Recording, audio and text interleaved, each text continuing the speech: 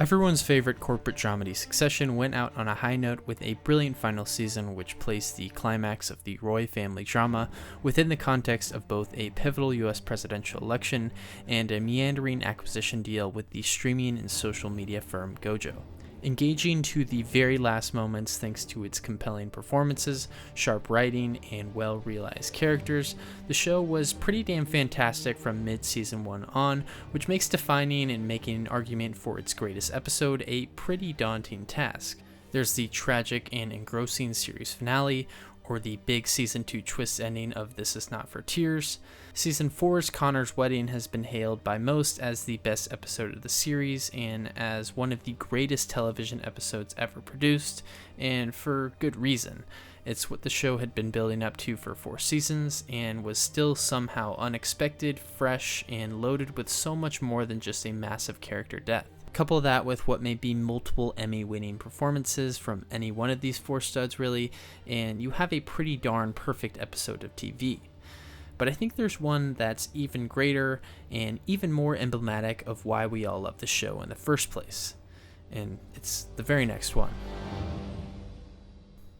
As a quick refresh, the episode in question, Honeymoon States, is one where everyone is at Logan's wake, plotting and trying to figure out who should be anointed as the interim CEO of Waystar Royco. Outside of the opening sequence, which shows Shiv getting the news that her pregnancy is going well, it's an episode set entirely in one location at Logan's Manhattan apartment, which brings the family, Waystar executives, and industry leaders all together for a bottle episode to end all bottle episodes. Honeymoon States is my favorite episode for a lot of reasons. For one, for an episode that follows such a tragic and brutal episode, one with essentially no jokes, and one that rightfully takes itself incredibly serious as a drama, it is such a hilarious episode, but one where the farce of it all somehow doesn't take anything away from the central drama. The premise is pretty simple. Everyone gathers at the wake of Logan Roy. In Logan's office, Frank, followed by the rest of the old guard, Jerry, Carl, find an undated letter naming Kendall the CEO of Waystar upon Logan's death. They joke, in parentheses, that they should flush the document down the toilet, but they inform the siblings nonetheless. What follows, as Shiv predicts, is a coronation demolition derby, and it's pretty much as Succession as you can get. Underlined or crossed out? Shiv. The episode opens with Kendall surprised to see Marcia, arguably already the biggest winner amongst those who've attached themselves to Logan for power, back to stake an even larger claim. You can really feel the Logan-Kendall power dynamic playing out through Marcia as she disregards his weak "where have you been" questioning with the "we spoke intimately every night" lie that Kendall knows that he just has to surrender to. We were very close.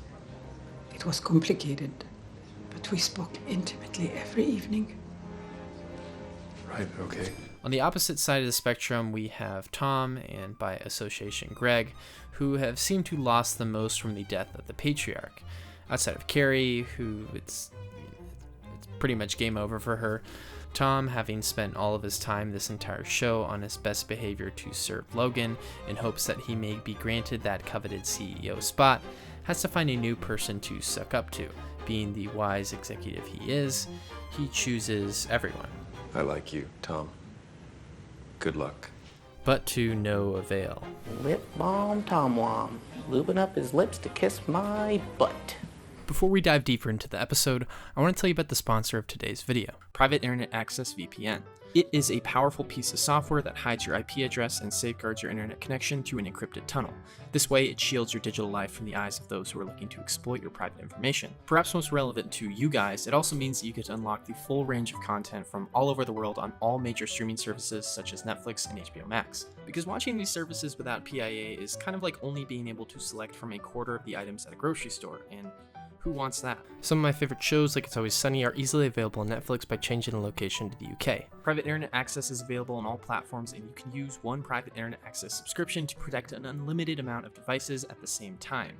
It's also the world's most transparent VPN provider, with over 30 million downloads. By clicking the link in the description, you can get 83% off on Private Internet Access. That's just $2.03 a month, and you also get 4 extra months completely for free.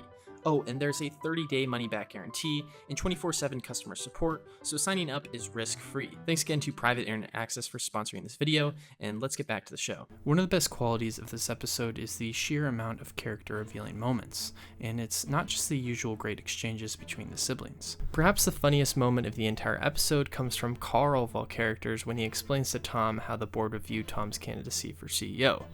As a friend, of course. You're a clumsy interloper and no one trusts you. The only guy pulling for you is dead. And now you're just married to the ex-boss's daughter and she doesn't even like you. Another reason why I believe Honeymoon States is the defining episode of the show is because I think it most accurately represents what the show is on a thematic level. A black tragicomedy exploring the corrupting nature of power and wealth. This episode is the series' thesis statement, a perfect 60-minute distillation of the theme, exploring in pretty exact terms how corporate greed infects each and every one of our central characters, even in the wake of Logan's death. It's also the first episode where we get an answer to the show's central question: who is going to take over when Logan dies, and how is that all going to play out? We get to finally see how our characters, the board members, the executives, the siblings, the beneficiaries, act without Logan breathing down their neck. Just because Logan is dead, however, doesn't mean that he's gone. He is very much a part of every scene in the episode, reflecting on his larger-than-life, all-consuming presence, and the episode's theme of how the dead still impact the living. Everyone there, after all, is in some capacity still fighting for Logan's approval. It's the letter that really brings Logan back to the center of the stage. An undated letter naming Kendall the CEO upon his death, but with Kendall's name either crossed out or underlined. Like Logan has so excellently done throughout the show, the letter immediately turns the siblings against each other, and a scene that follows one where Kendall, Roman, and Shiv are all getting along quite well, playfully interpreting the news' discussion of their father. A complicated man. Through phones at stuff. It's good. Sharp reader of the national mood.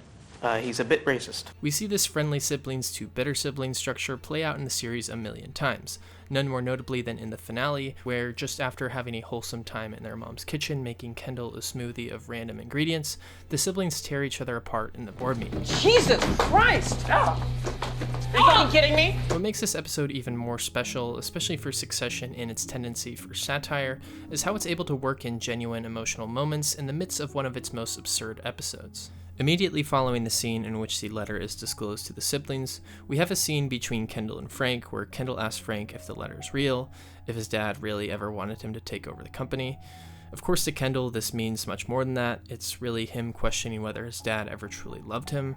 Frank assures him that he did, in a beautiful and honest moment that feels like a glimmer of humanity peeking through the clouds of corporate lies and selfishness. He was an old bastard, and he loved you. He loved you. There's also this moment between Tom and Shiv, where Tom recalls the time that they first met, that also feels strangely genuine. Tom comforting Shiv right after she accurately but coldly describes him as being worried that he picked the wrong horse when it comes to his allegiance with Logan, shows us his true colors, that despite being opportunistic, he does care for Shiv and can take a break from all the pandering, even at his lowest. The episode's conclusion, with Kendall and Roman stepping forward as co-CEOs, lets us know that it's not just the dead impacting the living, it goes both ways. Tasked with orchestrating a PR campaign for the takeover, Hugo and Carolina give Kendall and Roman two options for the messaging behind the campaign. The first, to make it seem like the boys had a loving relationship with their father, and that Logan, per his letter, wanted to give the company to his sons, a, quote, safe pair of hands. The second, to make it appear as though Kendall and Roman have been controlling the company for some time, that Logan Roy was nothing more than a puppet, and to highlight the negative aspects of Logan's character, specifically his abusive tendencies. Roman, being the daddy's boy that he tries his hardest to be, is disgusted by the second option, shooing the comms team away. Behind Roman's back, however, Kendall pressures Hugo into actioning the Operation Shit on Dad campaign, arguing that it's what Logan would have done himself. And I wasn't terribly surprised. I thought it made sense dramaturgically that in an episode surrounding the death of Logan Roy, we get to see his ruthless spirit live on through the eldest boy. It's a testament to the strength and complexity of these characters that moves like this can be made after scenes like the aforementioned one Kendall shares with Frank, how this decision Kendall makes feels somehow both surprising and perfectly fitting for his character. With no moments wasted and every character granted their opportunity to shine, Honeymoon States is an encapsulation of what Succession has always done best, creating sharp comedy in the face of gripping tragedy. Thank you all for tuning into today's video. Please like and subscribe to support the channel. If you want to go above and beyond, I recently created a Patreon that I encourage you to check out. This channel is a solo mission that takes a lot of time and effort to produce. Writing, researching, recording, and editing my videos is a full-time job that I have to juggle alongside my actual 9-to-5. I wanted to create this Patreon so that I could hopefully afford to spend more time doing what I love to do, making videos for you all, and myself of course. Any direct contributions absolutely mean the world. Go to the link at the top of my channel page or in the description below to make a pledge. Thank you all again, and I'll see you guys next time.